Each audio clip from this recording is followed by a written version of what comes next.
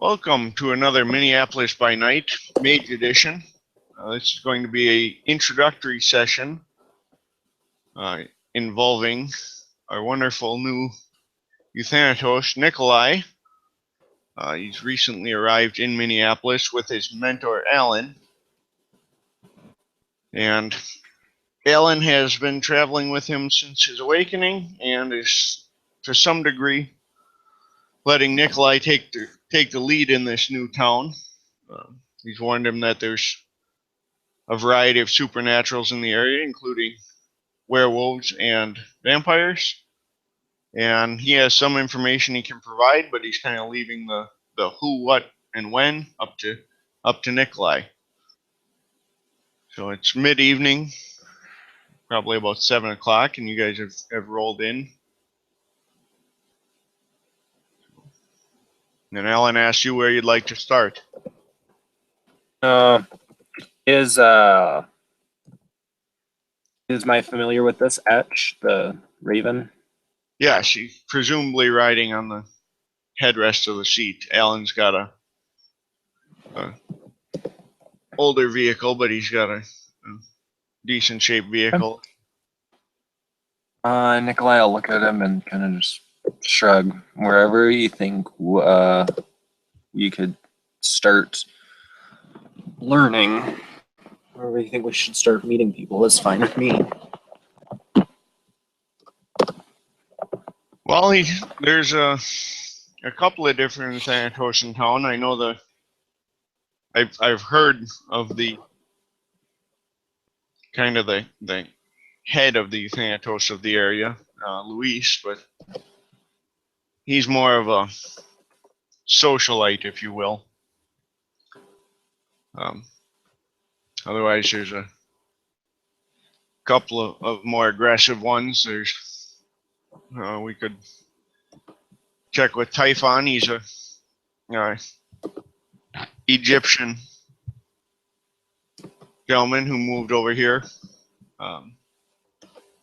after his awakening. Otherwise, I know Ciara's around. But she's more of a firearms type. I don't know. He'll actually kind of grin a bit. Oh, let's go talk to her. She sounds like an interesting person to meet. Sure, we can. You know what would help? If I had my sheet up. That would help. Can't hurt. Yeah, we can swing over and stop by with Ciara. She can always at least let Luis know we're in the area if we don't want to deal with his bureaucracy tonight. It sounds like a good plan to me. He drives you over to some high-rise apartment buildings. He says, well, I can take you up and I'll introduce you, but then I'll kind of cover the building, make sure we don't have any of them bloodsuckers sneaking up on us. So I hear they're pretty active. He'll nod and he'll actually ask Etch to watch the outside of the building while they go in. Okay. Alan leads you in. It's a newer building, but certainly not brand new by any means. And he leads you over to the stairs. He says, I just hate elevators. Can't stand the sense of confinement. Seems like an easy ambush point.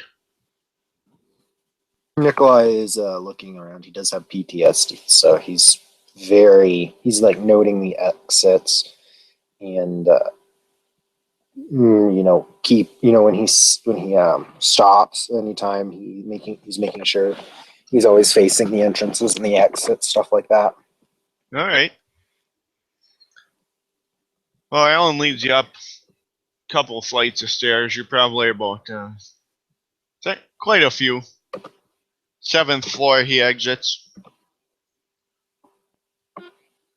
Leads you kind of down one hallway, and he kind of a roundabout way, but he leads you to an apartment. And he says, this is Ciara's place. She's a former military, so she might be a little paranoid. I think I understand. So he knocks. And after a short time, you hear a knock on the other side of the door. And he knocks again twice. And then the door opens.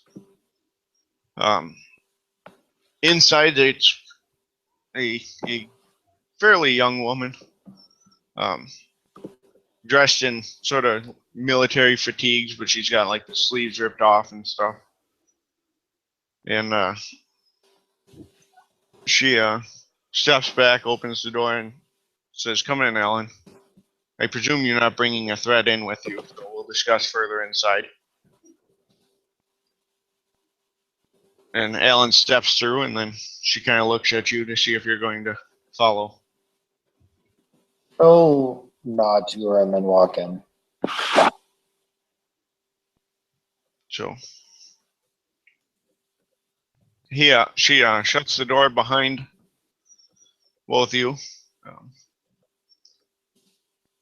And you see her kind of spin. There's actually a couple of deadbolts. Inside, it's a fairly bare apartment, pretty sparse. TV on one wall, pretty basic. If you didn't know better, you'd say college furniture. Futon, basic folding table and chairs. But you notice there's some pretty good sized foot lockers stacked along one wall, and you can see a couple more through the door to the bedroom. And he's just kind of standing there with Alan, kind of awkwardly. Alan introduced you. He says, "Shia, this is Nikolai. He's a young Euthanatos. We're new to the city, but we had to make tracks out of Europe after we aggravated the group of leeches, and you never know how many friends they have. So we thought it best if he got to know some of the others of the traditions, especially other Euthanatos besides just me. I'm not always the best role model." And he says, "So I'll keep watch outside if you two want to chat." He helps himself to a bottle of whiskey on our counter and steps through a window onto the fire escape. Nikolai will look her up and down, kind of curiously. He's never seen another mage before, as far as I know, so. Well, none that you really know. Yeah. And she's definitely a far cry from Alan. He's rough around the edges and, tends to smoke, drink, shaggy. And she's the exact opposite, hair pulled back and real clean cut.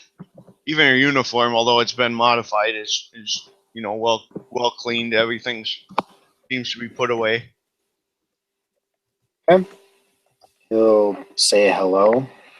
She says, "I noticed you're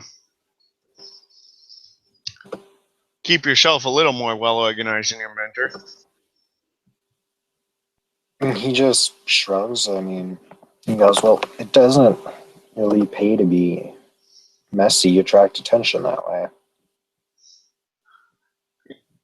Yes and no. It depends what circles you run in. Alan had spent some time in some of the criminal underworlds, and certainly there, being taken as a lazy slob is more beneficial than being a dangerous and well-trained killer. Yes, sometimes it is. But it's good you don't pick up too many of his habits. We all have to shape ourselves to fit our goals. Okay. Can he activate Prime Sight and Entropy Sight on her? Absolutely. Just to try and get a reading on her. So it'd be Arret, 3 dice. Yep. What is the difficulty? It'll be standard. She's not trying to. Okay, he rolled a 5, a 2, and a 7. All right. Well, that's going to be sufficient. Okay. Your prime tells you she's definitely a mage. We can see the various quintessence around her a little bit. And with entropy, you notice specifically that it looks like she's taken efforts to reinforce things around here, minimize weak spots. You know, obviously with enough applied entropy, you could still find one, but the odds of, you know, something breaking on its own is highly unlikely.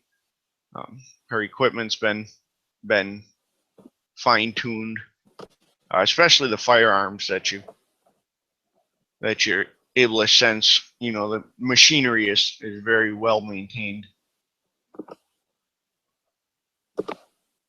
Well, kind of just, your apartment seems very clean and orderly. A little more than I'd expect from one of our order. Well, we all keep our own tradition, keep our tradition differently, and we have our own viewpoints of it. I spend quite a bit of time in the service, and in fact, that's where I encountered my awakening. And I've discovered that the flip side to that chaos is you have to create your own order. Understandable.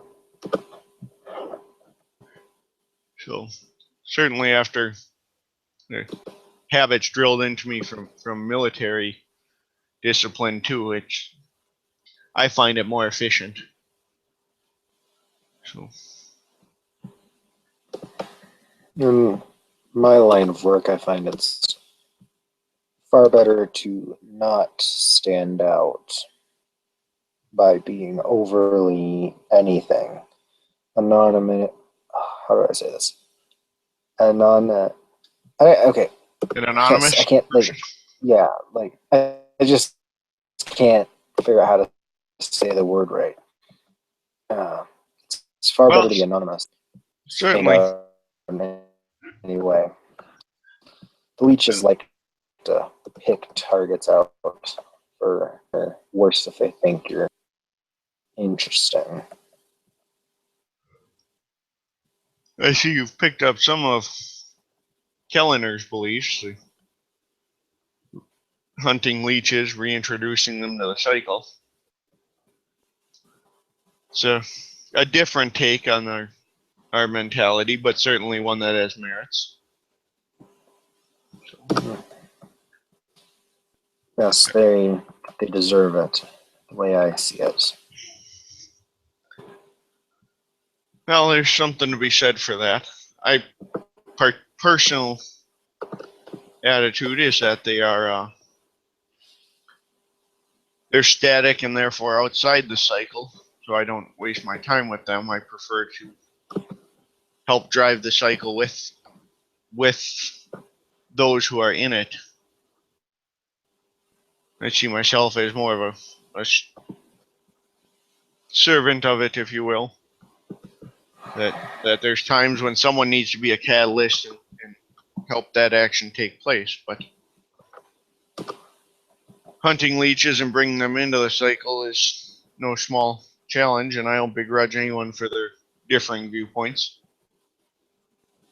He nods. The way I see it, they were robbed of their chance to be part of the cycle. I'm simply granting them the chance to rejoin it.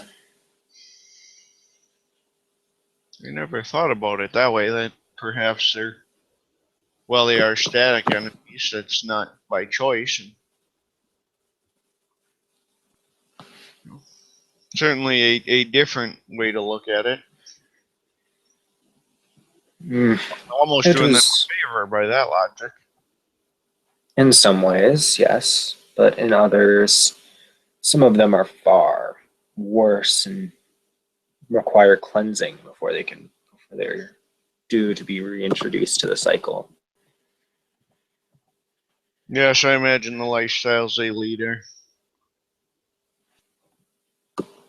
worse even than ours. At least we have a structure, if you will, if not a calling, at least a structure to our acts of violence, and we don't necessarily relish in it. They seem to take more joy in the pain than in the end result. He nods. He's playing with his necklace that he has on.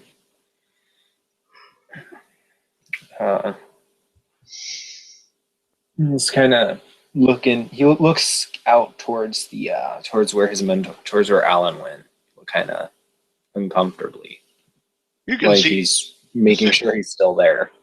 Yeah, you can see he's out on the. He's standing on the fire escape, like at the rail. He seems to kind of be watching the street, but he's holding the bottle of whiskey in front of him to make it look nonchalant, like he's just out having a drink out here. You know, nobody important type attitude. Mm-hmm. Yeah, he does kind of glance over his shoulder every now and again, and when he catches your eye, he kind of gives you at least a nod, raises the whiskey bottle, and takes a drink. But, you know, just kind of an acknowledgement.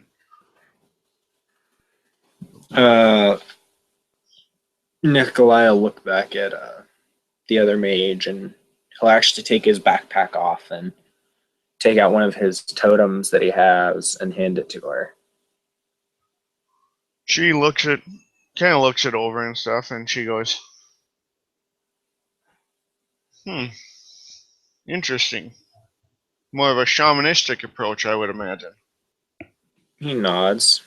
It's I'm sure if nothing else, it's a good decoration for your apartment. And he kind of looks around as he says it.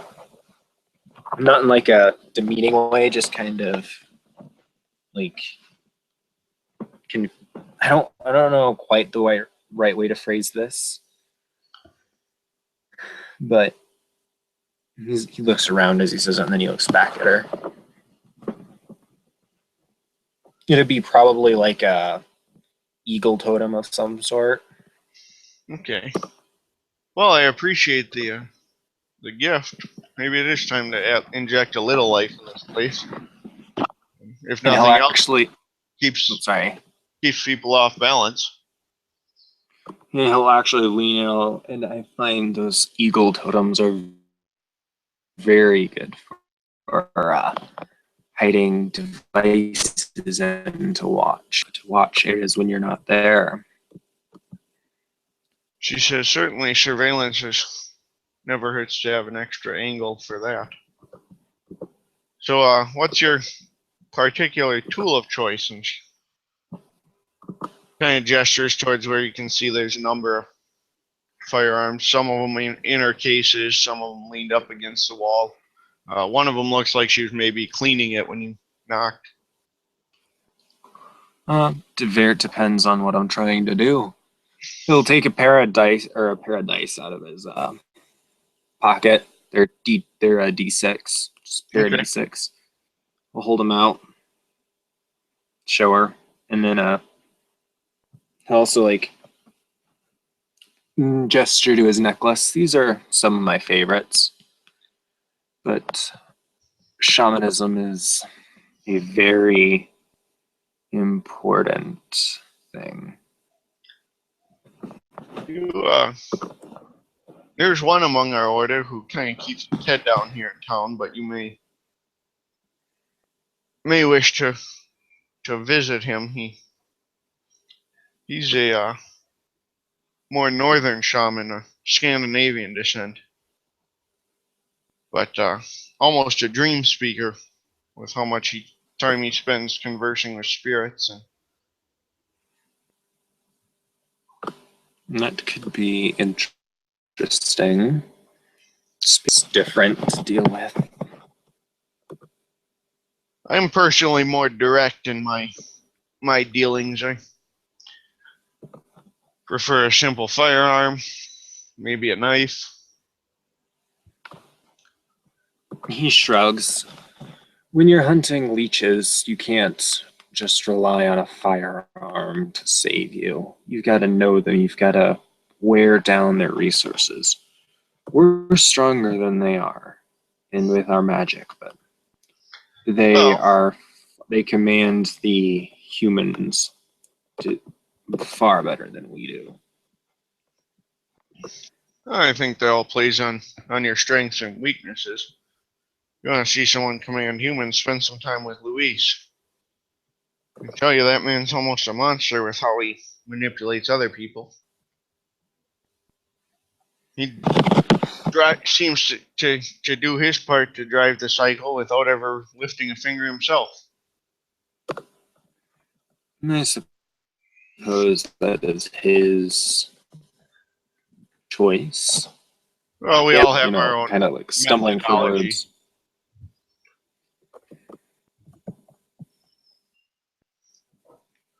Perhaps I prefer just a bit more direct of a approach sometimes.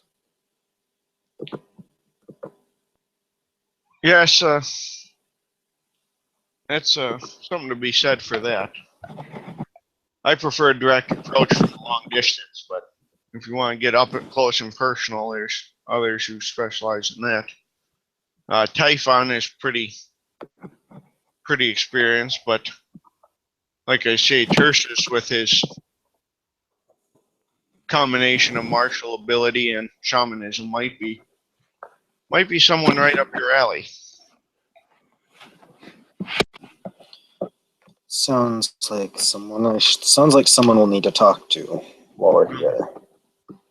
I don't know how well he'd mesh with Alan. They've got some similarities, but some differences as well. But I can certainly give you guys directions to his place. He doesn't often go out. Hold nod. Sounds like it could be a good plan. She turns and real quickly sketches a rough map. When she hands it to you, it's actually fairly accurate and detailed considering how quickly she did it.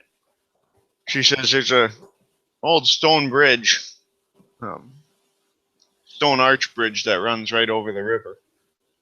If you walk down that, there's a specific set of stones. Tap these stones on the bridge, and he'll keep an eye out for you. I'm sure he'll recognize what. Sorry. I had a character question. Is this in the woods or is it still in the city? It's in the city, but there's it leads to a park. The stone bridge is actually a road bridge as well, but there's a park near one end of it. So yeah, I was just because he has a phobia of the woods, so just wanted to make sure. So.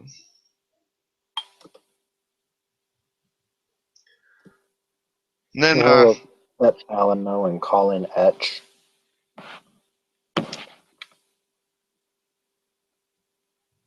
And she goes over and unlocks the doors, and she says, "Alan, you must come back and visit sometime. If nothing else, than to compare some of our mechanics." And she kind of gestures to some of her guns, and she turns to you and she says, "And Nikolai, if you ever want to delve into some of the more modern warfare tools, let me know." He'll smile and say, "Thank you, but I have a couple right here," and he'll pat his shoulder holsters that he has under his jacket. Well, in that case, if you ever want to just go out to the range. He'll nod. He'll thank her for the offer. Otherwise, it was pleasant visiting with you, and I'm sure we'll be in touch at some point. Never know when I might need assistance handling matters. And thank you. And let me see it. Okay, I got the start for a second. What did she say exactly? I'm sorry, somebody asked for my attention. She just said if you ever want to want to visit and go shooting, you're welcome to. Otherwise, she may be getting in touch with you in the future. You never know when you might need assistance on a job or something. I'll nod and say, thank you. And same to you. She leads you guys over to the door, and after you get, assuming you guys head out, she closes and locks it behind you.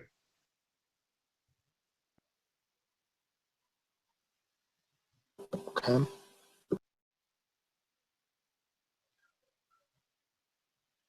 Alan asks where you want to head next, then. He'll tell him about this shaman that and give him the directions that he was told. Interesting. Well, I can take you there, but I have a feeling I probably won't fit in quite as well if it's... I've heard some rumors of this gentleman, and he's more your style than mine. Old world, if you will.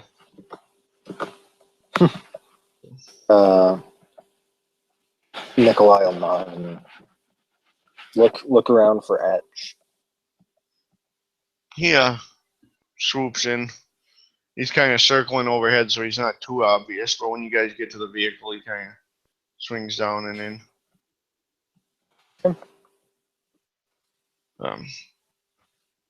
So Alan drives you over to the stone bridge. All And right. you can see there's a small park at the far end. There's some trees, but it's pretty kind of a open field. Trees along the riverfront type. All right. He'll go up to the bridge and tap the stones the way he was instructed. All right. And as you get to the end of the bridge, do you still have your prime sight on, I assume? Yeah, he'd have left it on. All right. So you see a slight kind of wrinkle, and sort of a bending in patterns, and then you're able to, as you turn the edge, you see basically a big tree stump almost that's kind of got like a door set into it, but you couldn't see it until you took that last step. Okay. So, He'll kind of look around and as you get into the park area, the door opens and you see this guy in front of you. just give me 1 second. Okay. Isn't John using him as a character picture too? Or not John, William? I don't think so. Maybe in one of the other venues, possibly. Or I think he's the vampire prince. Oh no, he's got a. There is a similar one for the Vampire Prince, but no, not the same one. Okay. It's kind of funny. But he just kind of opens the door and steps back inside. It's a little bit shadowed. But he's clearly waiting to see if you want to approach. Nikolai will slowly approach and he'll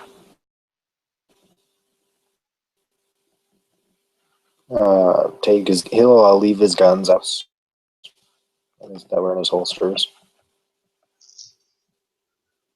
He as you get closer, he kind of gestures for you to come on in, and you can Okay. you can see up a little closer that he's seems to be a very traditional on the shaman elements. He's got small animal skulls kind of hanging from his belt and runes carved in them and whatnot. He waits to see if you come in the door or not. Is there anything unusual in the doorway crime site? The whole place seems to kind of have some other things blended in.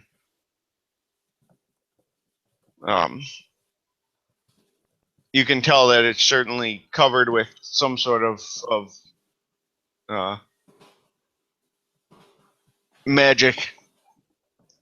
Probably some sort of wards. Help people keep people back a little bit. Disguise it as it is. He'll try and walk through the door. You're able to enter just fine. And as you get in, you can kind of make out a little more of these. These wards are meant to actually keep it hidden from sight.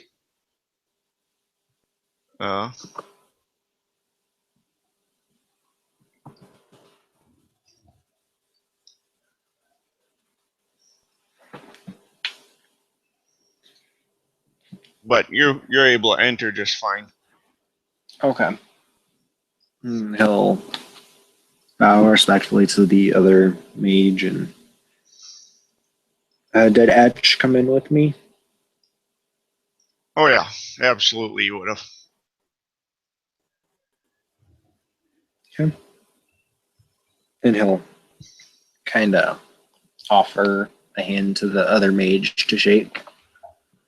He shakes your hand. He's got quite a powerful grip. Okay. And he'd probably crush my hand with only strength 3. he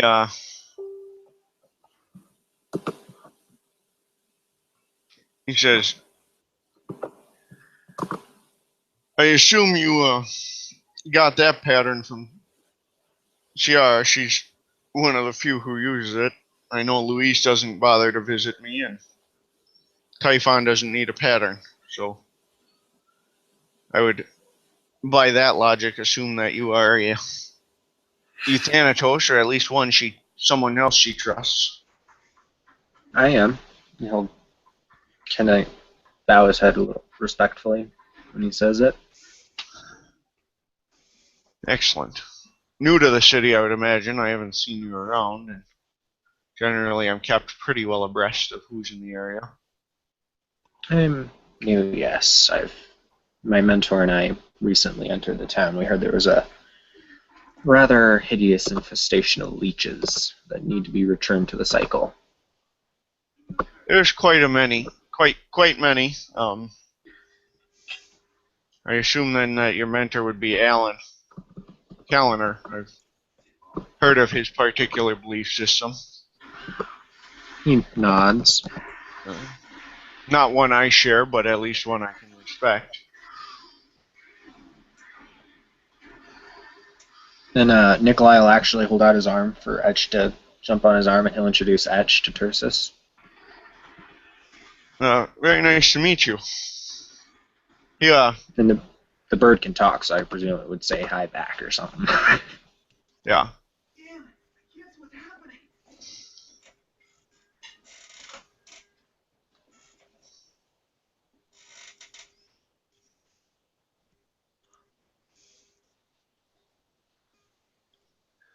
Yeah, as soon as he greets Etch, he kind of turns and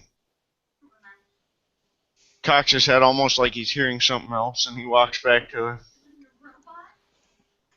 opens the door again and stands in it, and outside he looks at this you can see there's a woman crossing the bridge as well, and he says, is she a friend of yours?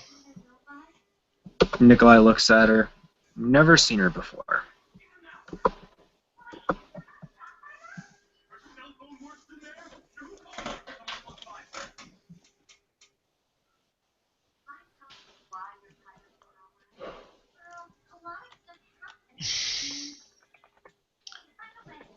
Interesting. It's unusual for me to be visited by multiple mages in this neighborhood. Out of character. I thought I wasn't aware of where this was. I just got an out of character invite. So. Yep. Miriam would be crossing a stone arch bridge. It's an older bridge, but it runs right over the Mississippi. And it's kind of in between a couple of areas that she's familiar with. And if she had been at the vineyard, this would be one of the routes home. All right. Then yeah, she's just taking the long way home. So none of her effects are up. Okay.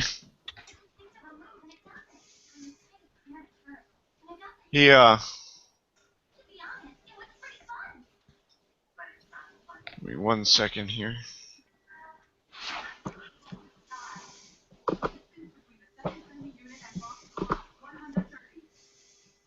Get everything open that I've got going on.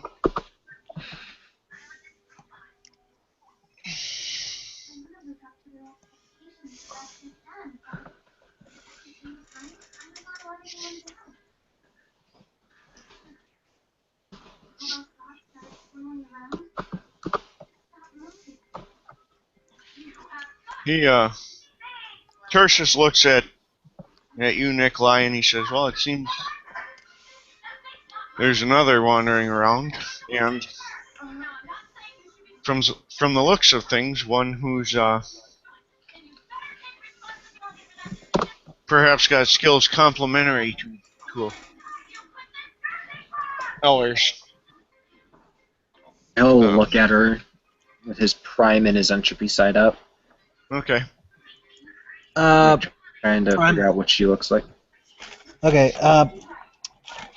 First off, I'll give you the supernatural senses first, because she's going to look a little bit unusual on Prime Sight because she has true faith. So yeah, she's a mage. There's some quintessence in her body. Her avatar is not particularly powerful, but she's also haloed with prime energy that's following her around everywhere because she has true faith. Okay. In the entropy site, she doesn't have any of the destiny background, so there's nothing you're going to be able to find there. Okay.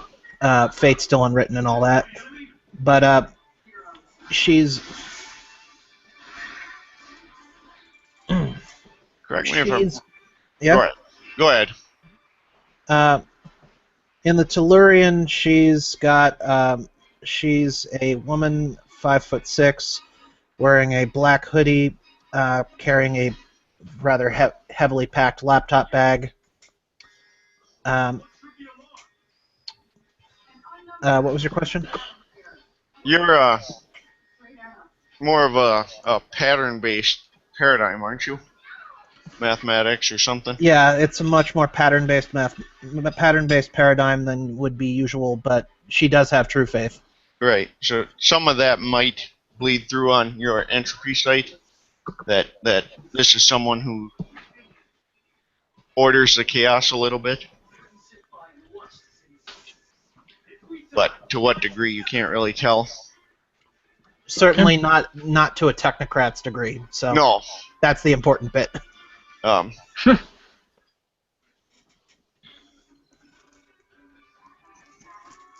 Tertius will look at you, Nikolai, and ask, well, should we meet some other new visitors to the city tonight? Sounds like a plan for me, and he'll actually go and reholster his guns from where he left them outside the house. Okay. Before he walks up to her. Simple caution. As you approach, she's humming a tune a bit while she's just walking around and taking the long way home, essentially. And she stops and looks at Nikolai and says, "Hello there." You wouldn't have quite seen him. Oh, he said he approached, so no, he came. Yeah, and you saw him come up to you, but you really didn't see where he came from. He almost seemed to like turn a corner or step around almost that cartoonish. He stepped around a tree and appeared. Oh, sweet. Well, then she'll say hello there, and she'll bring a hand up to her necklace and run it along the gems and try to bring up Prime Sight, because that's unusual. All right.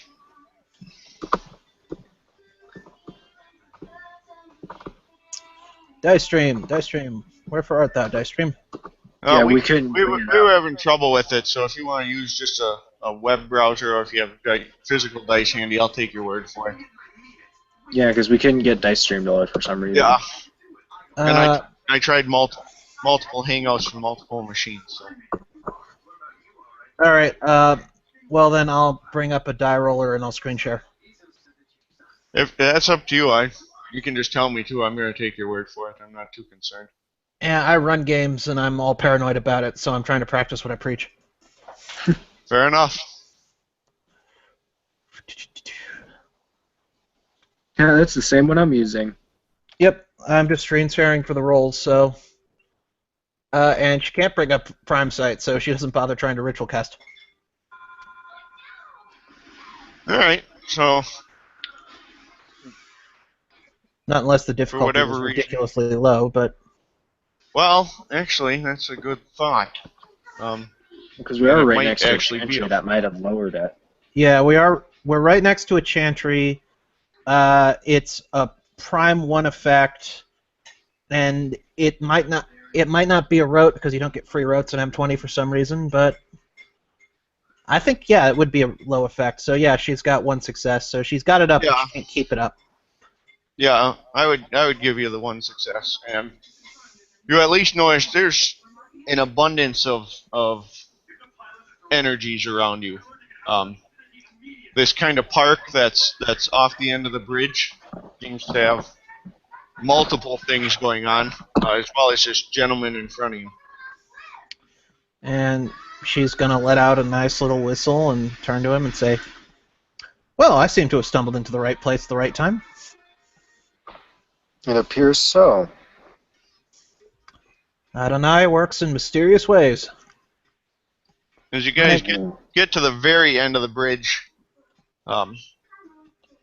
Miriam, you kind of see what looks almost like a door carved into just this huge tree stump. And again, it's almost like if you look down an alley, you can't see it until you're standing right at the end of it. You can see down it. That's kind of the effect you get. Okay. That it's not there until you get just to the right angle. And you Yeah. can see a fairly good-sized guy standing in the doorway. And he steps back and kind of motions both of you that you're welcome to approach. Dressed as pictured? Yes. All right, then Miriam will bow her head a bit and approach.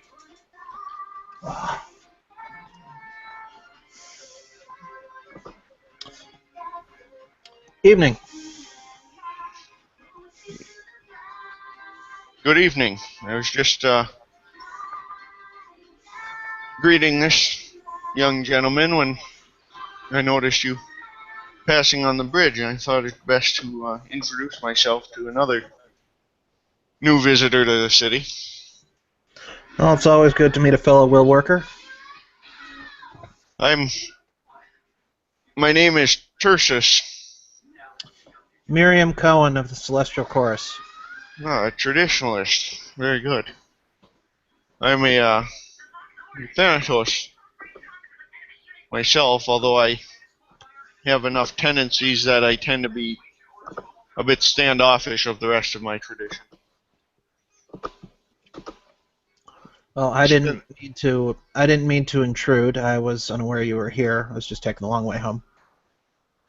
Oh, believe me, you wouldn't have intruded unless invited. The wards around the area are potent enough that, although it is possible for them to be pierced, I would find it unlikely. But come in, we don't need to converse on the doorstep. Of course. She'll come inside, look around the chantry a bit. It's Nicola will take out his guns before he enters the chantry again. and And Tersus kind of motions that you're welcome to bring them with if you'd like.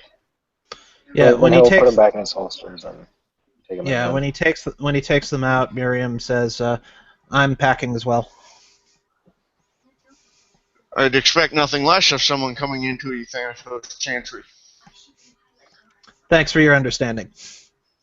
You, he gestures, and you can kind of see on one wall is some curtains, kind of half opened, and you can see there's a large spear on the wall, and there's a war hammer and a couple of swords hanging beneath them. Yeah, he says, "This is indeed my chantry. Um, Also a potent node. I try to keep it open to those who are perhaps in need of some support in the area. If you're a chorister, then I'm sure you're aware that the chorus has a fairly strong presence and indeed a potent node of their own. But given your particular symbolism, I'm going to venture a guess you don't spend much time over at the parish." Yeah, I do not. Adonai has blessed me with a purpose of sorts, and that has provided me with enough quintessence that I need. Well, we all do have our own purposes, that's for certain. Can I pull up Matter Sight to see what the weapons on the wall, if they may not have anything special or not? Absolutely. You betcha. How do I screen share?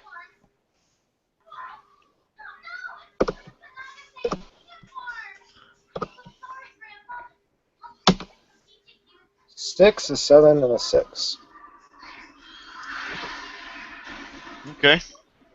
Well, that's more than sufficient. You can tell that definitely they've been reinforced by the structure and pattern of them been reinforced, but the matter itself seems, for the most part, mundane. Although the head of the warhammer has almost a crystalline metal structure. Alright.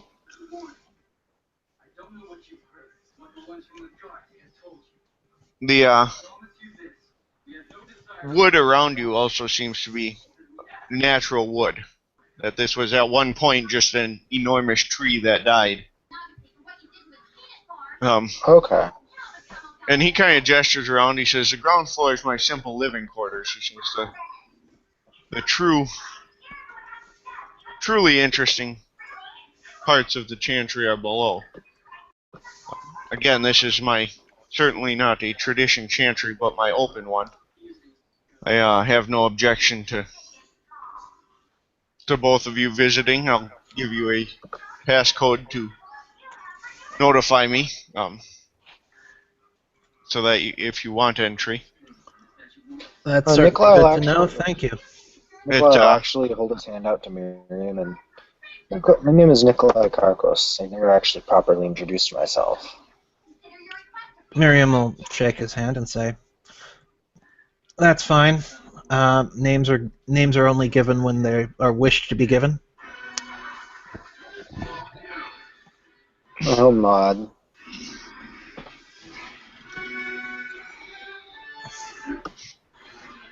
Yeah. Tertius kind of sets down his cloak and starts leading you down the stairs. As he does, he kind of runs his hand along the wall, and you notice there's a number of Scandinavian runes that have been etched in, as well as a number of herbs that are hanging to dry. He says, "It's good we all acknowledge the potence of names, especially in this place. But come, it's important for you to see the remainder of the chantry." And I assume you guys follow him down? Yeah. Mm-hmm. And as we're walking down, I'll actually, Nikolai will take one more of his totems out. Okay. He figures Tersus a little bit more. He'll take out a bear totem this time. Okay. The stairs kind of curve around, and there's at the bottom it's a dirt floor, and there's kind of a grotto. The pool itself actually seems to almost glow, and in the center of it you can see a flickering flame, which reflects off the pool. And you guys can roll me a perception awareness as well. Okay, let me just look at my pool, see what my pool is. You can both assume that the flame is supernatural since it's burning on the surface of the water. Yeah. I do need to get more awareness. But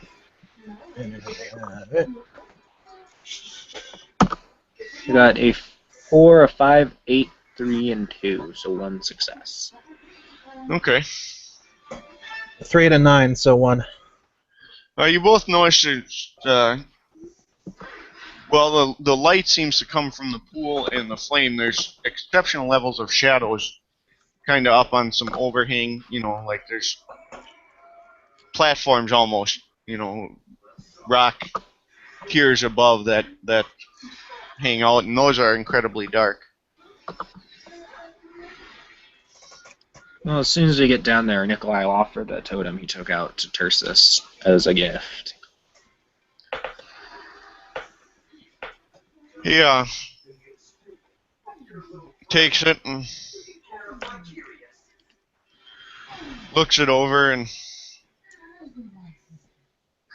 he says, "I suspect that the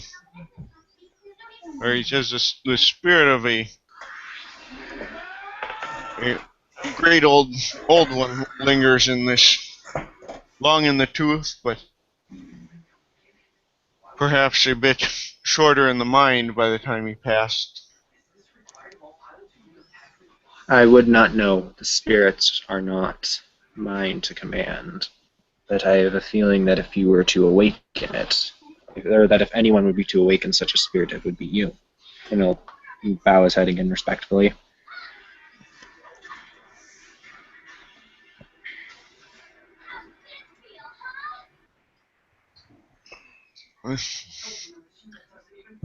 I see.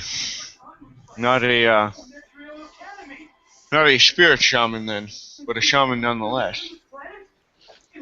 He'll nod his head again. I am more of a hunter of those that defy the natural order. I'm more of a hunter than a shepherd. I see. Out of character, would Miriam is her amulet blatantly Jewish or any? You'd need some degree of academics or any knowledge of Kabbalah. Okay. It's a Kabbalah symbol. It's not a very common Jewish symbol. Also, I should turn screen sharing off. There we go. It's the Sephirot inscribed in a circle with Hebrew lettering around it. Okay. So you might be able to recognize the Hebrew lettering. Yeah, Tertius would. And he says, "And you, daughter of Abraham, do you speak with the spirits?" I do not. I primarily see the prime energy around us and deal with the space between spaces. Space between spaces. He chuckles a lot at that, and he gestures down to the pool itself, and he walks up and stands at the edge and says, "I'm sure you'll find this just fascinating." And he kind of gestures right to the pool itself. With that, she's going to try to bring up correspondence site. Okay. Back to the screen share. Whee! 3 dice. Yes, she gets correspondence site up. The entire pool seems to be some sort of portal, and stretching not to another space on this plane. And on the surface of it, physically, you can see a reflection of a different It's a pool, but there's another cavern around it. So when you look into this pool, the reflection is a different cavern. And she'll look fascinated at it and go, "That is interesting." A well-maintained chantry is more than just here. It must be here as well as here. Some of our magics, indeed some of the ways we touch the world around us, this world can't handle as well. So it's best to have a place that is further protected. An insulated realm, if you will. This pool serves as a pathway to such a place for myself and those near me. Perhaps there will come a time when you will venture through it, or when you will drink of the pool, or touch the flame, or indeed even stand in the shadows of this chantry. But I don't think either of you are ready for that just yet. But know that when the time comes and you must work magics best kept unseen, you're welcome to come here to do so. Nikolai is actually going to turn off his crime site and his entropy site that he still had going. Yeah, that's Turn it off probably a good idea. So he doesn't go blind from all the pure magic in the chantry. When Miriam you is had it totally up, keeping though, you would have correspondence noticed. set up. When you had it up, you would have noticed that the pool is actually tasked, and that the flame and the shadows are actually some sort of quintessence. It's not true task because it's not a material, but it is a physical manifestation. Okay, and what does it look like with matter side up in this part of the chantry? It's a lot of raw dirt and stone, and the plant life is all organic matter. It's truly a natural grotto down here. There is one door that, with your matter sight, you can see on the opposite side of the pool. It looks almost like a vault door, but there are vines and such growing over it. Well, I'll make a mental note of that, but I won't say anything.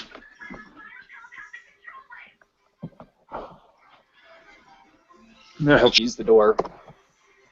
Around the pool, there's a number of clearings that are, they're raw dirt, but they've been kind of swept clean, packed flat, and to the side there's various mats and boards that could be laid down.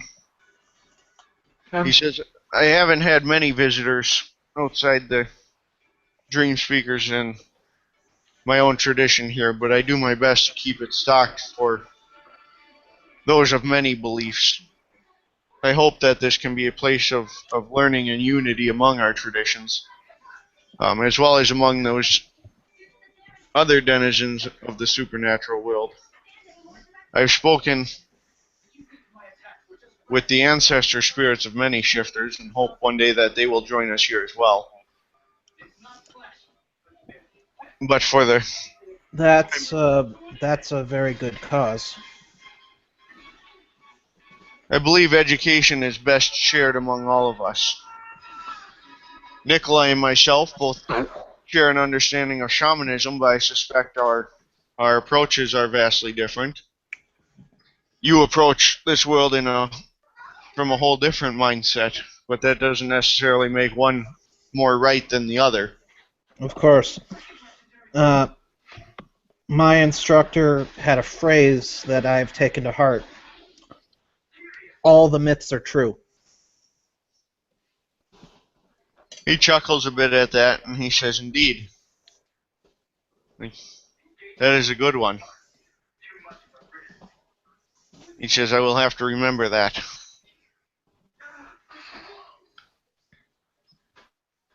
Nikolai, kneel at the pool. Can I convert quintessence into task and add it to the node?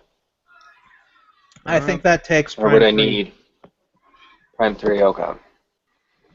Yeah, it's a lot of the convert thing to thing is prime 2, but converting quintessence into TAS is 3.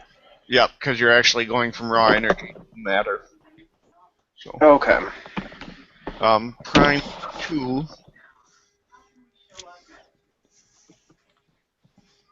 Prime 2 and the other. Fuel, construct, or enchant patterns. I think Prime 2 also, if you've got other energy types willingly given and you've got the other sphere necessary to convert them, you can convert it into Quint. Right. So if you have forces and someone throws a lightning bolt, you could use forces pattern to turn that into quintessence. Or if you meet a changeling and he gives you some enchanted food, you could turn it into quintessence and then not get the It's true. That's a jibe at me because I so enchanted someone. I ain't here. I know, Ari. I'm sorry. Body Or of Light is also another prime Yeah. 2. Basically, you create a primal hologram of yourself. Alternately, if you want to enchant yourself, it's just mine 2, prime 2, because you just spend a quint, turn it into glamour, and hey, look, you're enchanted. Right. Gosh. Prime 2 lets you work with the other spheres, using Prime as a raw source of power, basically. Yeah. Okay. So if you want to, Forces 2 lets you pull the electricity out of the wall and turn it into lightning. Forces 2, Prime 2 lets you fling lightning from your fingertips. Right. Or pull it out of the wall into yourself Yeah. without being a grounding rod. Okay. Well, I don't know. Certain technocrat characters might want to be a grounding rod. Yeah, well, that's still that channeling. That's raw forces too. You do notice Tertius kind of forage among some of the plants, and he pulls off some seeds and berries and holds them out to etch. Okay. Who seems to quite happily feast upon them. Miriam will reach into her jacket and pull out a canteen, Okay. sipping from it slightly. He kind of looks at it at first, but then when he sees you take a drink, he kind of nods. Obviously, his concern was perhaps you were going to fill it from the Yeah. pool. That Yeah, might be a rather assertive maneuver at what he believed to be. yeah. No, it's just whiskey. He And says, well, it was a pleasure meeting both of you, and you're certainly welcome back here.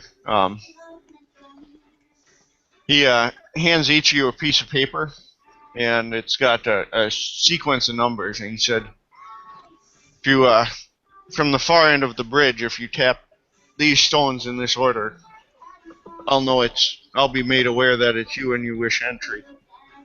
At some point I can perhaps allow you to pass the wards on your own, but I am still hesitant to grant too open of access to of course, such an area. Can I use a Matter 2 effect to transform this into something a bit less obtruse, just something a bit easier to not lose, like a piece of jewelry or something? Yeah. That's fine. Okay, he'll ritual cast it, which, Okay. if I remember correctly, lowers the difficulty. no. It means that you can keep rolling. It's also because, and it's just kind of fuzzy wording, it doesn't technically lower the difficulty. Spontaneous casting raises it by 1. So you have standard difficulty if you're ritual casting. If you're spontaneously, it's a +1 on top of your regular casting. Okay, so he uses jewelry as a matter foci, so Okay. He'll take off his neck. He'll kind of take it out, hold it in his palm, and he'll take his necklace and concentrate for his ritual casting. Okay. While he's rolling for that, Miriam will reach into her jacket and pull out It looks to be a blank business card, but it's got a number on it written in pen because she has burner phones, so Okay, it's just easier to order a whole bunch of blank business cards and just write on them. sure. Okay, so no successes the first roll. How many times do I roll? If you you're can- ritually doing it, you can do it until either you botch and induce paradox or until you succeed. Yeah, I got 2 successes there. and she hands that over to Tursus. We're looking for 3 out of here, Joey. Okay.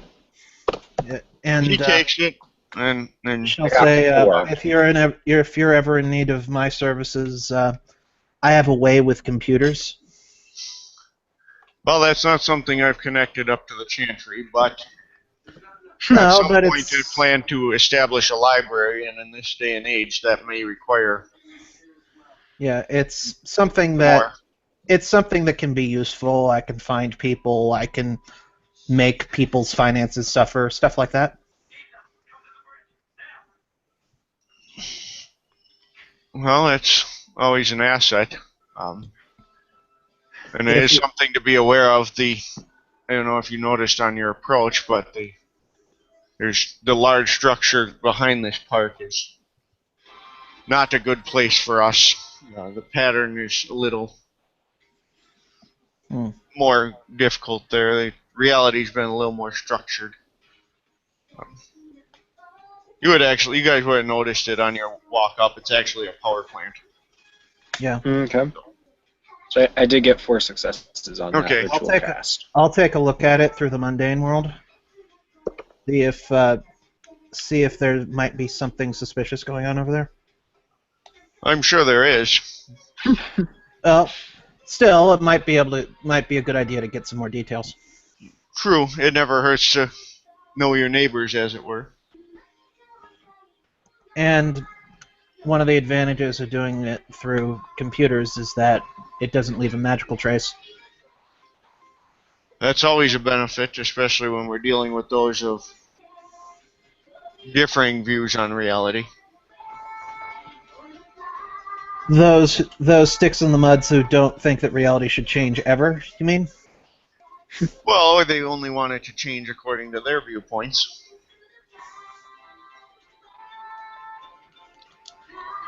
But certainly something to consider.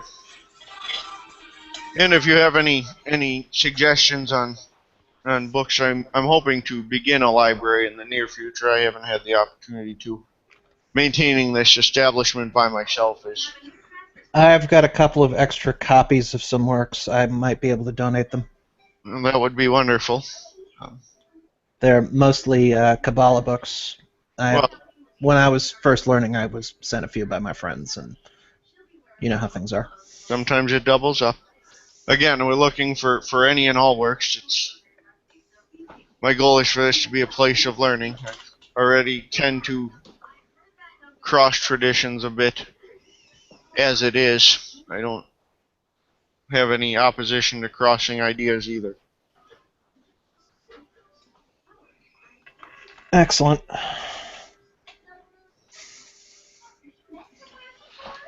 Well, I presume I'll take the ring or whatever it got turned into and put it on my finger and thank Tersus for calling Etch to leave.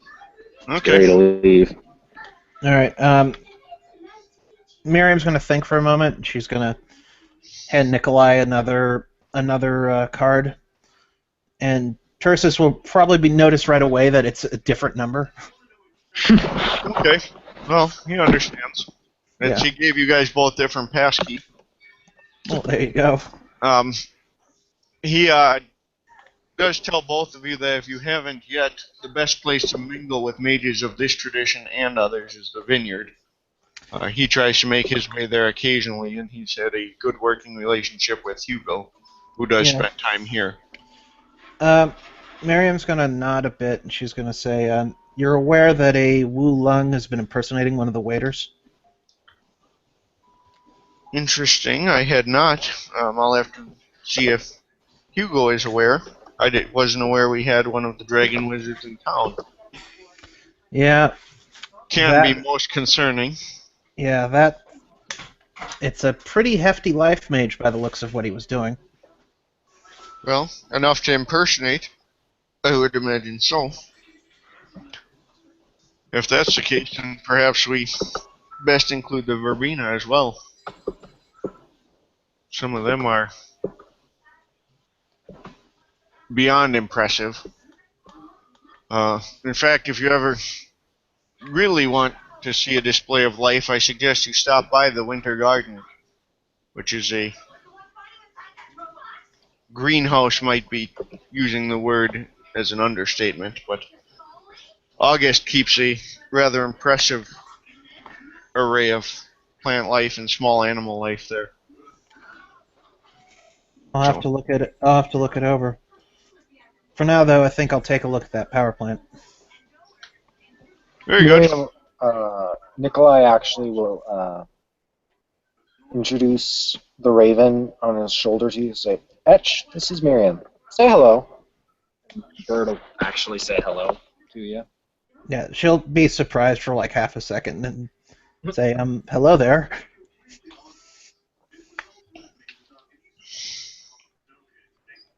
I don't know, do you want to give his reply, John, or do you want me to do that? You can. I'm assuming you're pretty much speaking for him.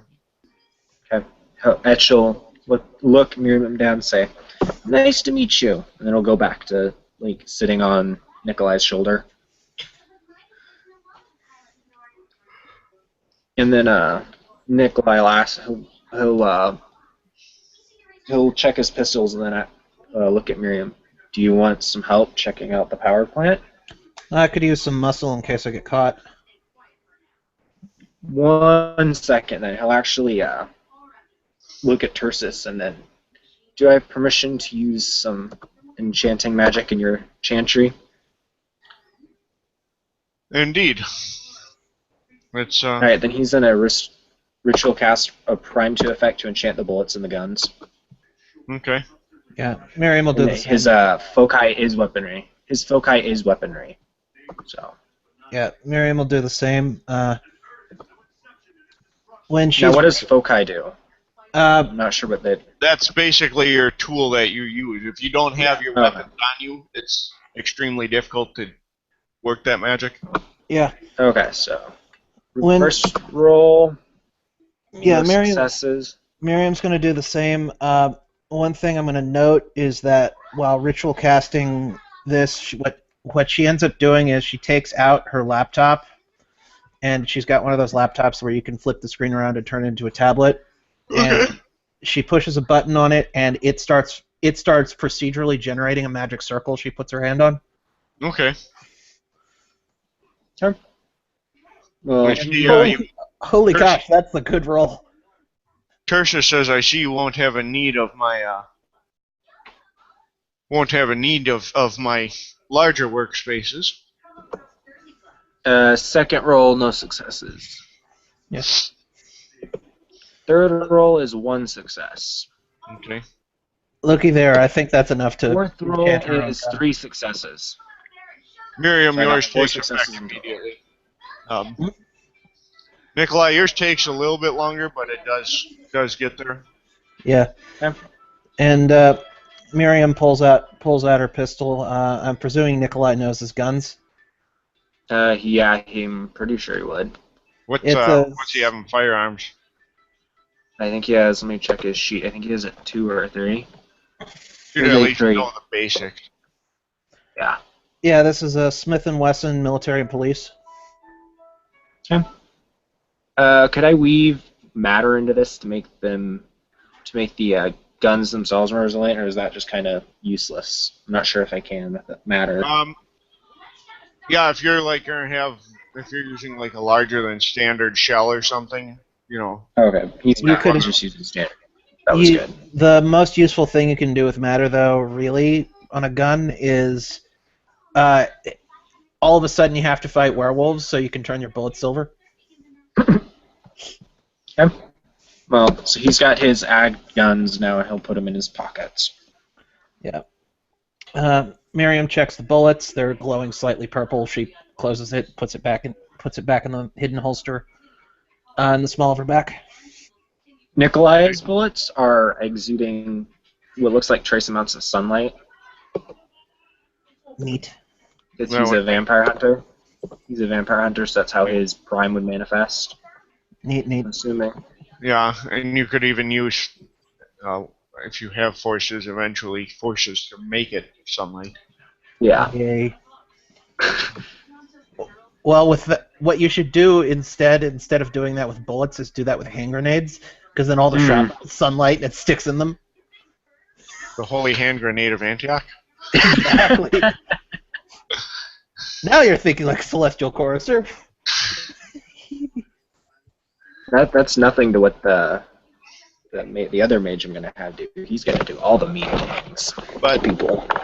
Anyhow, Tertius tells you he'll keep the wards parted for until he sees you guys leave, in case you do need to retreat. of course, Miriam will bow to Tursus and say thank you for your hospitality. Nikolai will bow as well, and he'll actually have Etch get on his arm, so when he bows, Etch doesn't fall off his shoulder. Okay. So he ends up doing this weird bow with his Yeah, like his arm out. Yeah. It's essentially the way you're supposed to bow if you're holding a sword. Yeah. And All then right. Etch will also repeat the sentiment before they leave. All right, so Miriam will take point mostly because she knows what she's looking for, and as they approach the power plant, she's going to check on her phone to see if it's got any weird radio signals, and I'll do a wits computers on that. Okay.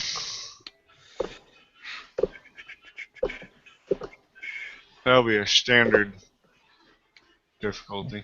7. 1, 2, 3.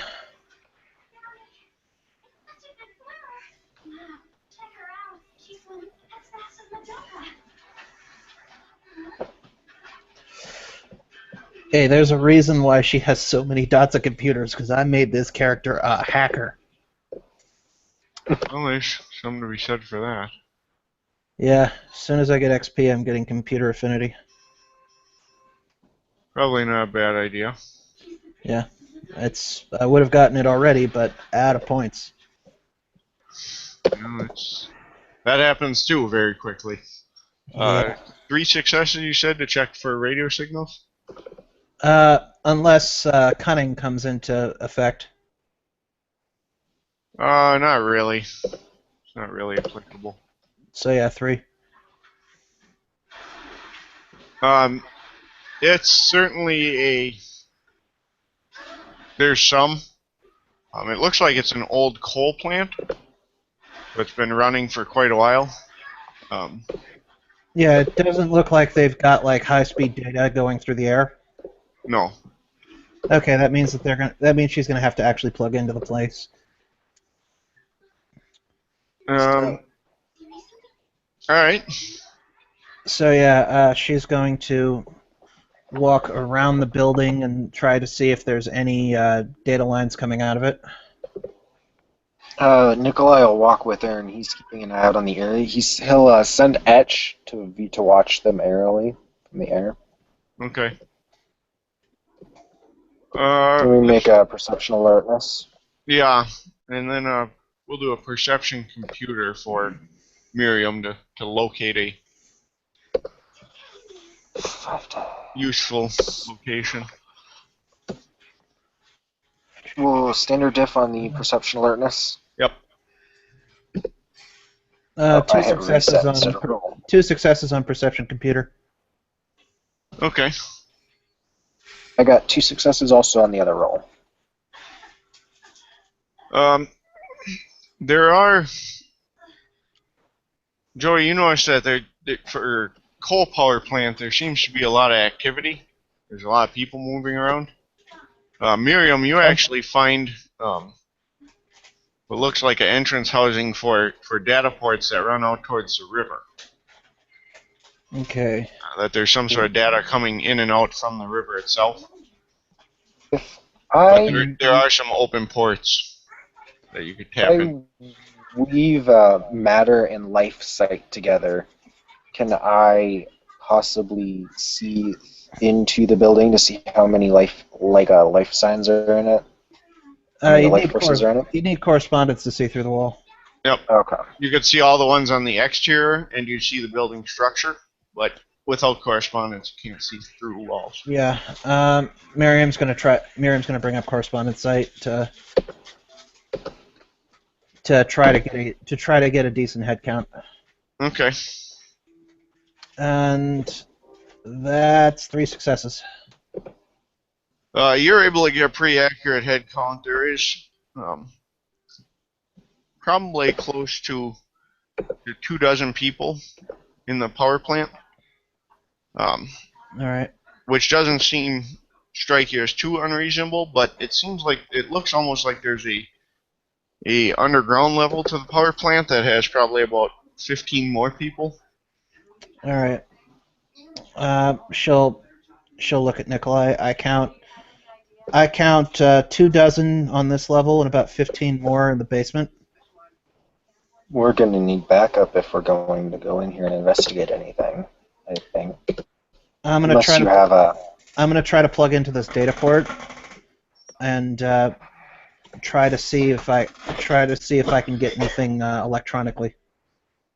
I'll nod. Is there anything I can... what would I need to... I can't extend my arcane, can I? I don't have enough anyways. No, you don't. You need like mind to extend arcane. Okay. Yeah, because mind is what I need to do cloak. Yeah, if you have forces, that can potentially Yeah, you be can. used for a physical illusion. Yeah. Do I have what? If you You have know- forces, you can bend light around somebody. Okay, I don't have that.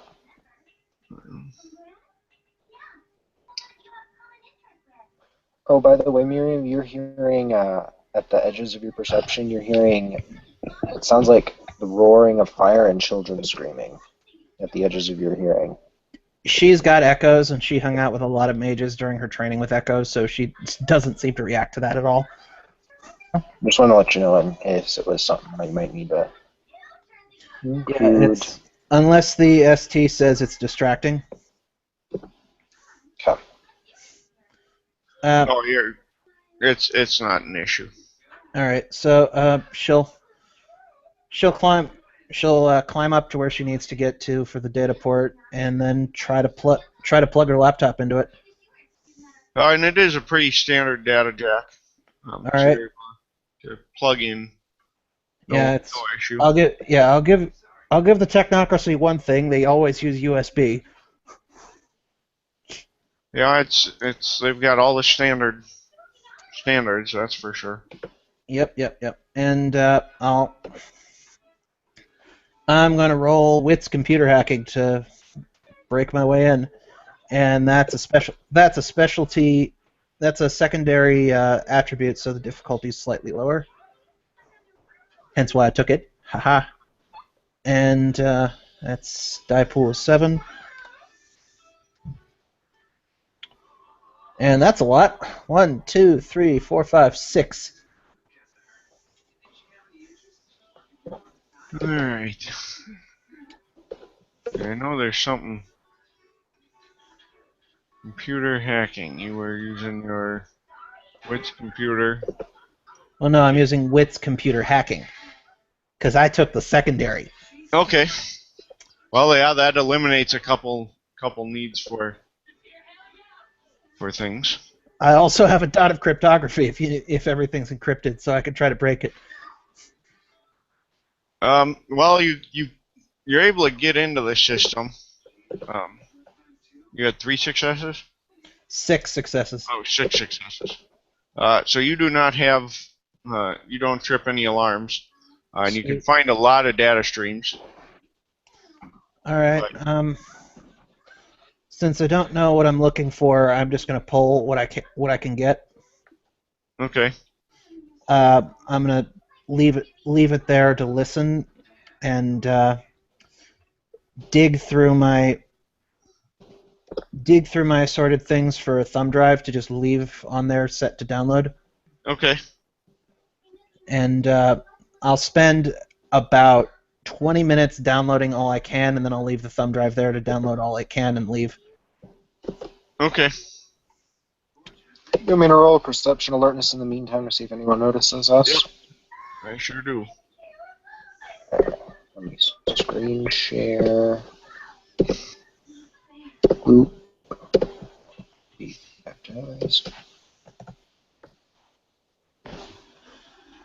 One success. One thing I've been doing is I put my die roller in a second window, and I just screen share that window. That's a good idea. So That way I can success. also make the die roller smaller, so it's easier to read. No one seems to notice you guys. All right. Miriam will nod his way. I didn't know what I was looking for, so I just pulled everything. I got what I could, and I'm leaving a bug on there and we'll come back and get that later.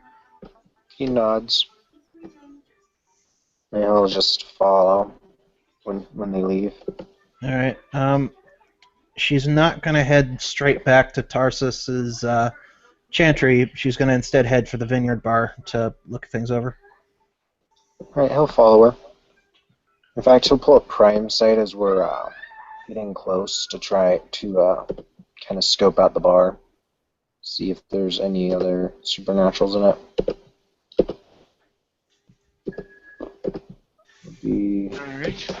Alright. 3 days full. 2 successes, he pulled it off. Yeah, it's packed with supernaturals. You know that you can tell that right away.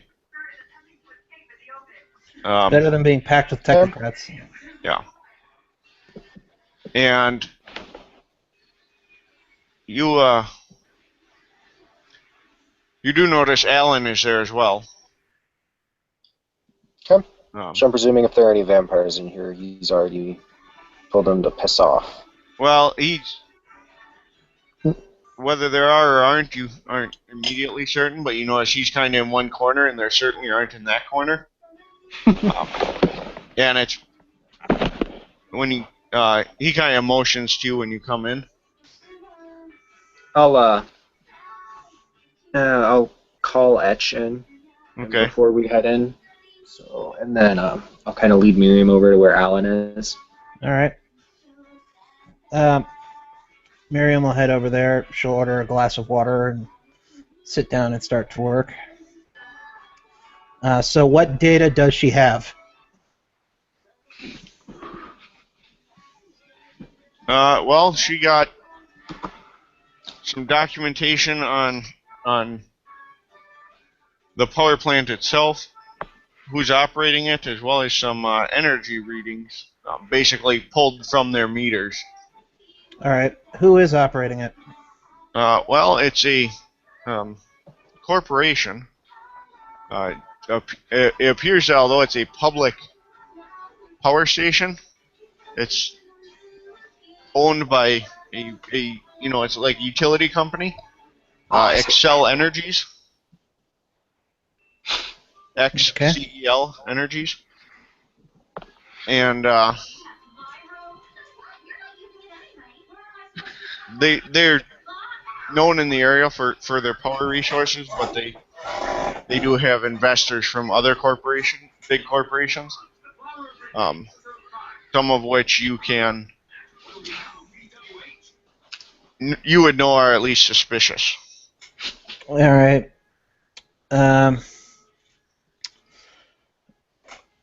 And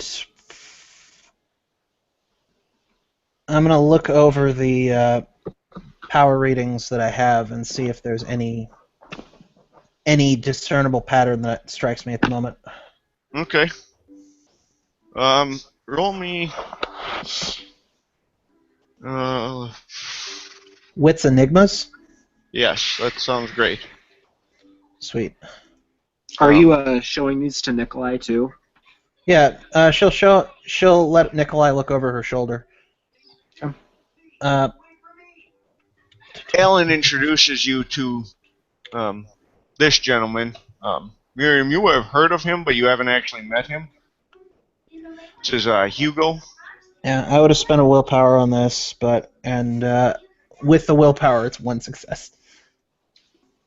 Okay. Well, But, there's certainly some pattern. You're not able to pick it up offhand, but yeah.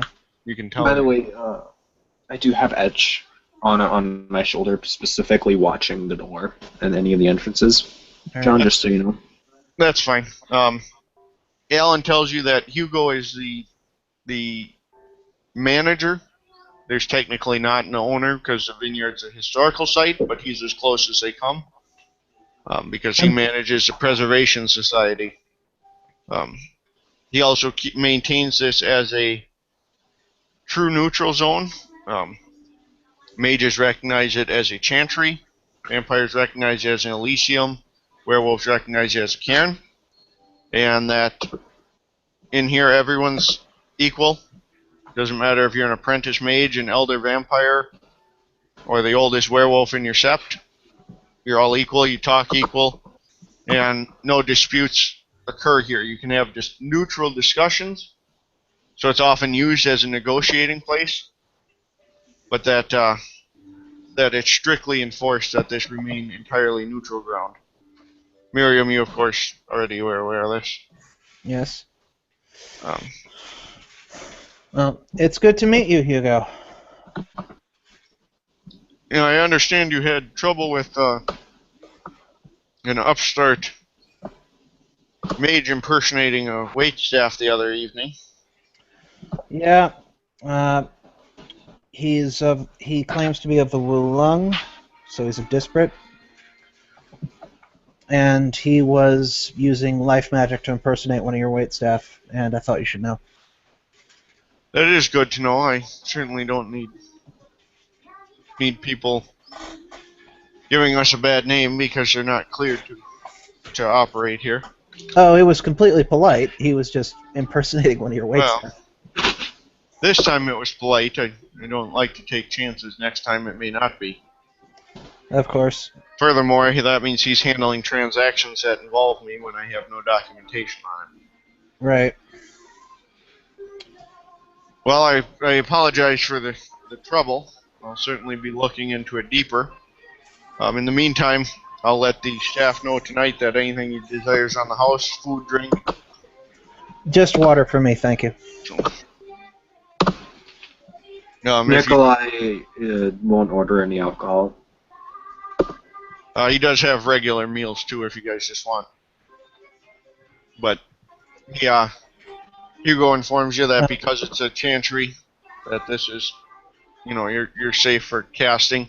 If you do want a private area, there's meditation rooms off the side, alternated between private dining rooms.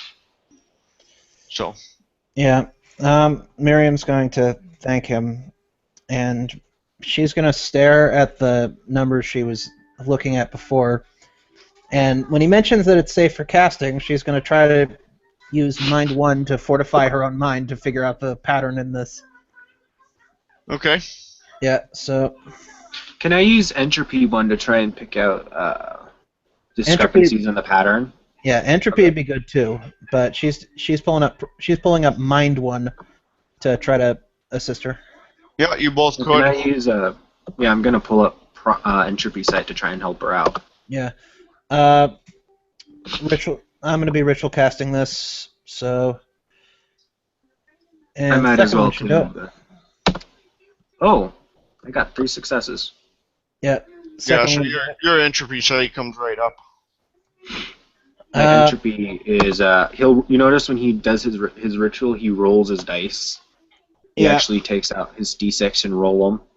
Miriam's doing that that procedurally generated magical circle again.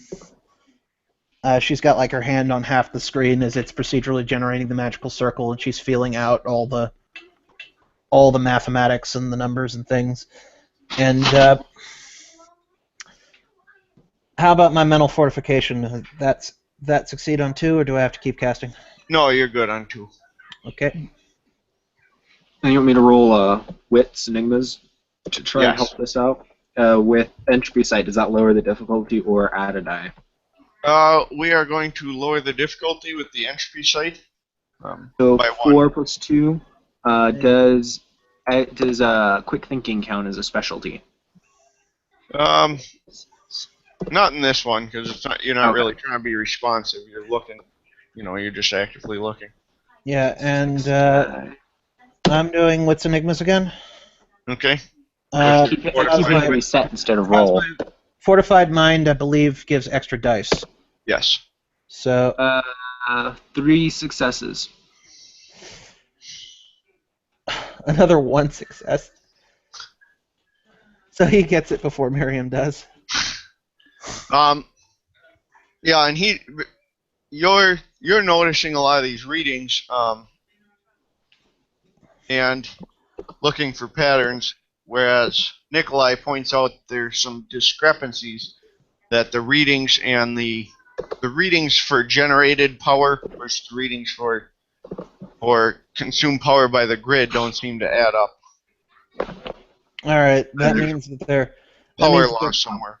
they're powering something that they're not documenting here. All right. Furthermore, you both would notice that the power generation, it seems they actually have some sort of hydroelectric setup under the river, but that's not public knowledge. As far as anyone knows, it's just an old coal plant. But All actually, the majority of their power appears to be coming from this underwater hydroelectric system. All right. Well, that's all I can pull from the data right now. So Miriam's going to flag down Hugo.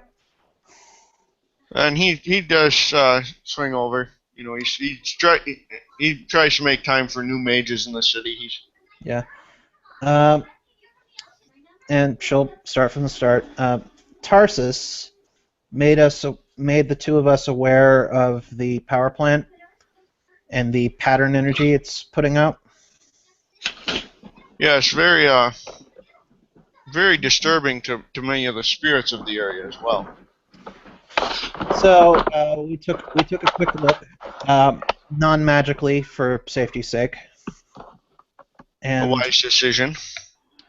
I managed to pull this out of their computers. And she says, showing him the big list of generation numbers, and they're generating a lot more power than they're using, which means they're probably powering something secretive. That would be a logical conclusion. One moment. Yes, sir? Okay. I will be right back. I'll be 1 second.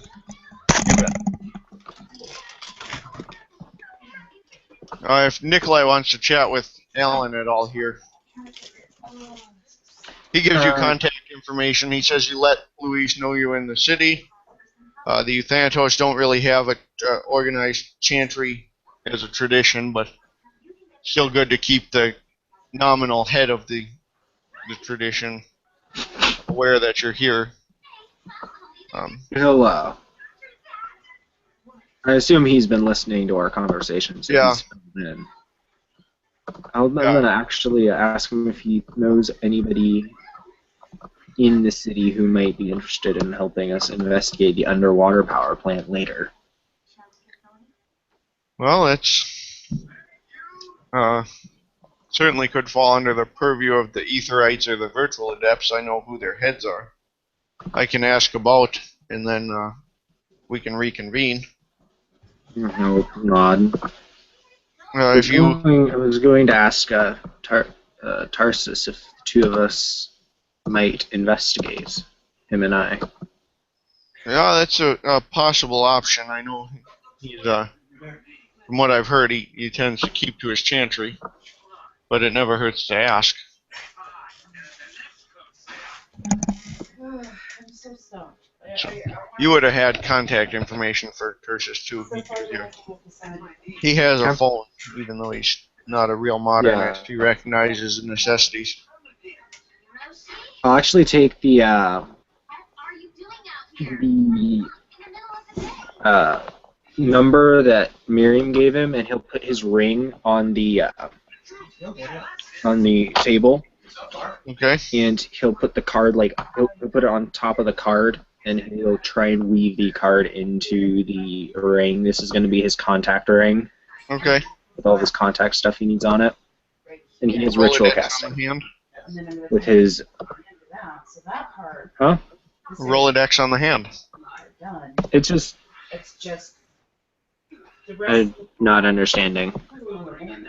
That's there. So wrote again. Yeah. One success, so 2 in total. 2 will be 5 enough. successes. You're not. Yeah. Well. Okay, so Okay. it looks like whatever the hell you want it to look like. Sorry, I'm back. Essentially, it's going to be a ring that's a Celtic knot ring with Okay. and inside it you can see kind of like little numbers instead of in the shapes of the knot, instead of just straight lines. They're actually numbers. Okay. And then he'll put it back on his finger. All right, so Miriam will show Hugo the set of numbers. She'll say they're generating more than they're using. They've got a secret power supply that is outside of documentation. Hugo tells you that he has someone who can swing by and verify the readings from a magical standpoint. That one of the dream speakers is a storm mage specializing in electricity. She'll nod, and then she'll also add, and they've got data lines going under the river to somewhere else.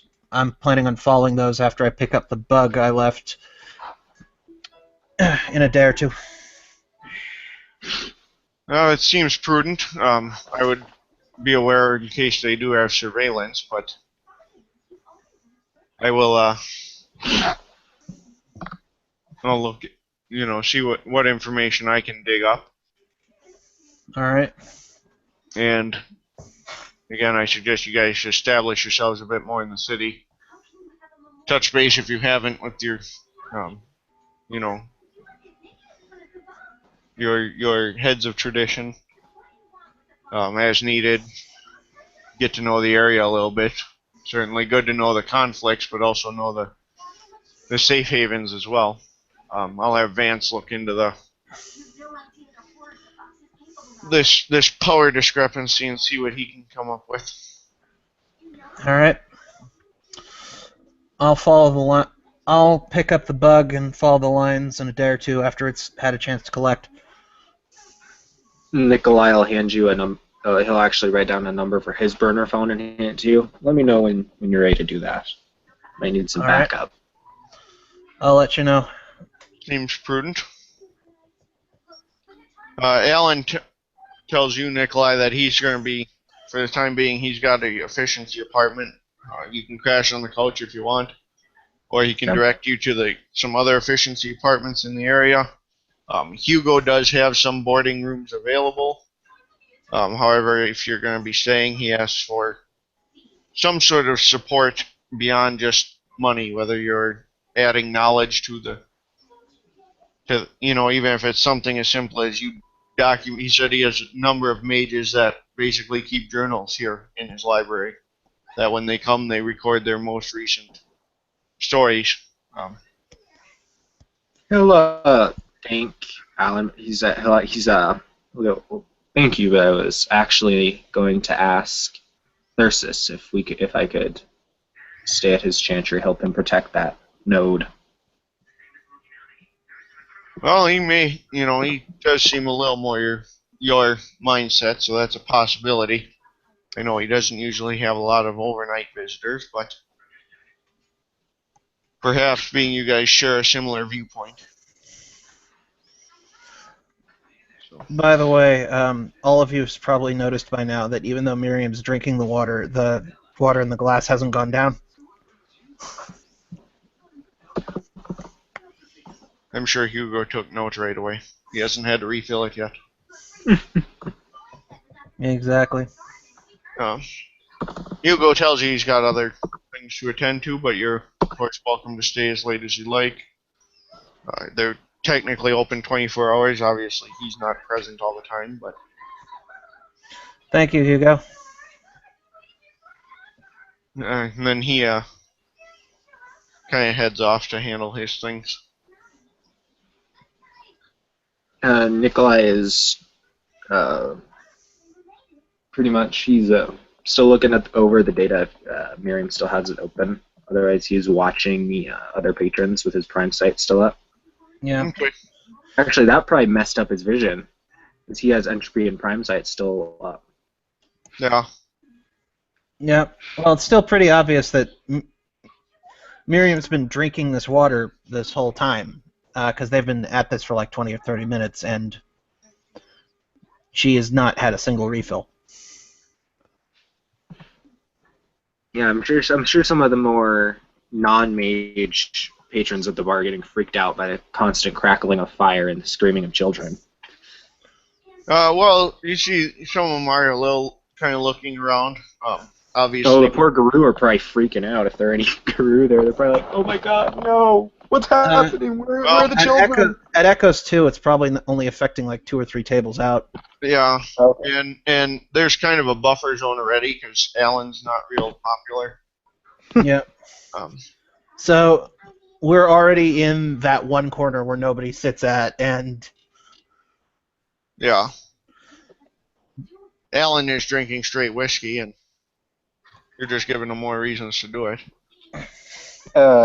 You guys notice Etch starts butting Nikolai's cheek with his head.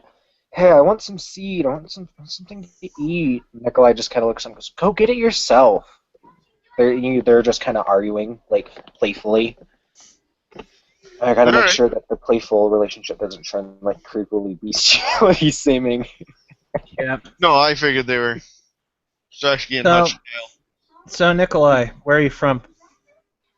And he looks up, Romania. You? New York. Quite opposite ends of the planet, it seems.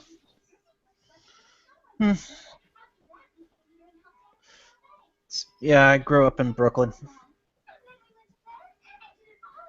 I grew up in a orphanage in the woods.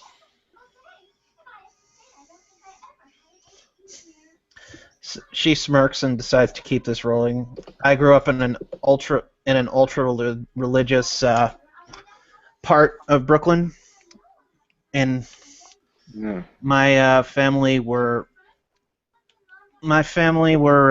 I gotta remember the word for it. Sorry, out of character. Sephardim.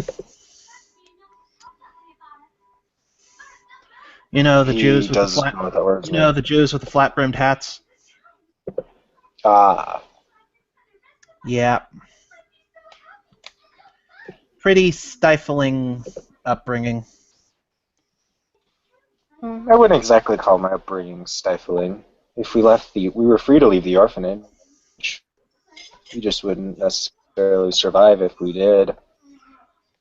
Well, with me, I lied about my age when I was a teenager and joined the Navy, and that was immense freedom.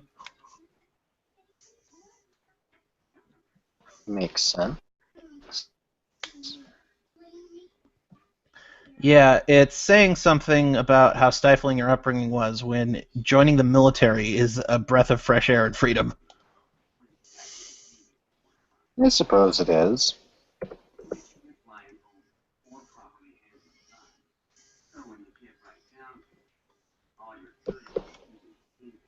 He's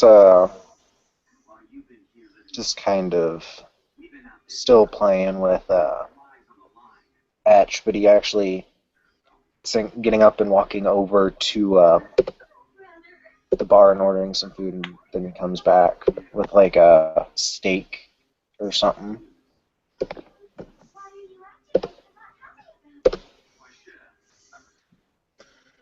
Yeah. Miriam still hasn't ordered anything. She hasn't spent any money here, even though she's been here multiple times. Nikolai's taking advantage of the on the house part of the offer that Hugo made for his food. Yeah, it's Miriam's kind of watching what she eats right now, and Gotta watch her feminine figure. yep. And even though she doesn't keep kosher, she still keeps it in mind sometimes. So. All right. Did you But guys have anything else specific you want to handle in this session? I think we're gonna devolve it into social. Okay. Because then what I probably will do is we'll wrap this one up, and then you get if one of you wants to start a social session for other mages to jump in, you're welcome to do that All right. at the vineyard. Alrighty. Was Nikolai going to talk to Tertius about staying there? Yeah, he needs to do that, but he can do that a bit later, I guess. Well, or you can, if you want to call him, that's up to you. Well, he did give you his number. Yeah, but then he has to use matter to his ring. And then it's just so much drama. Otherwise, Alan tells you can crash at his place for now until you get a chance to Well, work. Nikolai says he'll wait for a bit to see if any other mages come in, and then he'll go talk to Tersus afterwards. Okay. Yeah, we can probably just assume that's an add-a-scene thing, or unless Yep. you want to do a scene about it. No, it's not really necessary. He'll give you. He's got some bunks on the ground floor area. Okay. And he'll give you regular access past the boards if you're going to be contributing to the security. Okay. Yeah, and So- I'll probably weave like some entropy words later to make it if you enter uninvited, you have super bad luck, stuff like that. Well, and you can even get more subtle than that you're just highly unlikely to notice. Mm-hmm. You know, that sort of thing. Well, with the right, if I get a couple levels in mind, I can just extend my arcane into Yeah. the chantry whenever I'm there. True. So yeah, that's fine. He'll have a place for you. And actually, when you get there, you'll notice that right when you walk in now, because it's kind of you walk through the door and then there's like another archway, almost like a front foyer, and above that there now hangs like a wooden hand carved sign with the saying that Miriam shared with him about myths. Okay. So he felt that was good enough that he added it to the chantry. Sweet. Miriam, I assume you have an established. Miriam's got an apartment that she's slowly working on making a sanctum. Okay. She doesn't need it to be a full-on chantry. She just wants to make it a sanctum. Right, just so it's a little extra security and stuff. Mostly so that if anyone comes to bother her while she's there, she can defend it with vulgar effects. Perfect. And I'm going to assume that if she's found an apartment, she has at least met the other choristers. So Yeah. obviously they have a different outlook. So Yeah. Basically, she showed up, announced her presence, and said, If it's all the same to you, I'm going to stay at my own place. Bye." Right. Well, and if you need to get a hold of me, here's my number. Otherwise, And she would have given her real number to the choristers, not the burner phone numbers. right. You guys will never get a real number for Nikolai because he doesn't have one, because that's a stupid thing to do when you hunt vampires.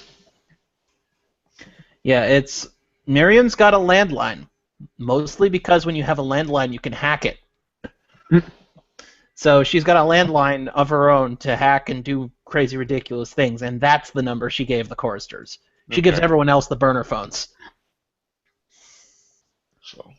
And of which she has 3 at any given time. All right. Well, we'll wrap it up there. If one of you guys wants to launch a social session, I'll leave that up to you. All right. This has been another Minneapolis by Night session. Thanks for watching. Stay tuned for quite a bit more.